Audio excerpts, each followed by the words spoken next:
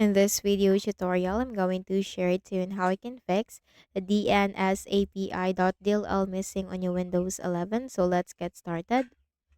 Check first your system type. So go to the Windows search bar and type system info. Click on it under the best match. Take note of your system type and then open a browser and simply search for the missing DLL. Just put download and hit enter. Click on the first option. Scroll down and you have to click the download link corresponding to your system type. Wait for this to be downloaded.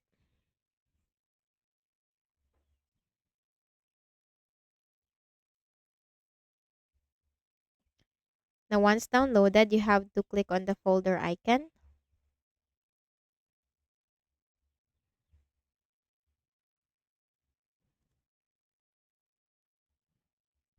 and then right click and then select extract all. Click on extract.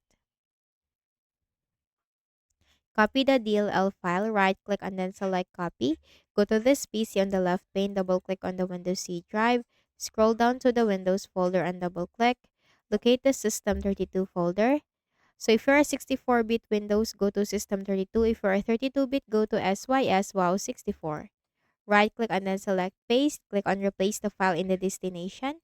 After doing so, right-click at the Start button, shut down or sign out and restart your Windows. Next method, open a browser again and search for Visual C++ Redistributable and hit Enter. Click on the first option. Scroll down and you have to click the download link corresponding to your system type and simply install the Visual C++ on your Windows 11. Next method, click on the Start button and go to Settings. From the list of options on the left pane, click on Windows Update. And make sure to update your Windows because once you update your Windows, this comes with the necessary files that your machine needs. So that's it. And I hope this video helped you. Kindly please do not forget to hit the like button and subscribe to this YouTube channel. Thank you for watching the video.